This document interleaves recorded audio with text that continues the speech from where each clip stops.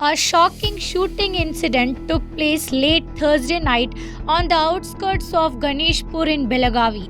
Unidentified assailants opened fire on a 30-year-old real estate businessman Pratul Balakrishna Patil, a resident of Shahunagar, while he was traveling in his car on the road leading to Hindu Nagar.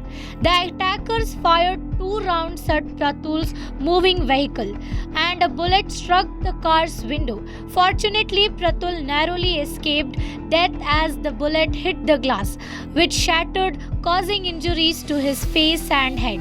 He was immediately rushed to a private hospital in Belagavi for the treatment. The Belagavi Rural Police visited the scene and have launched an investigation. While the motive and identity of the attackers remain unclear, authorities are working to uncover the reasons behind the attack. A case has been registered at the Belagavi Rural Police Station and efforts are underway to track down the assailants. The police are still investigating the attackers' identity and the motive for the attack.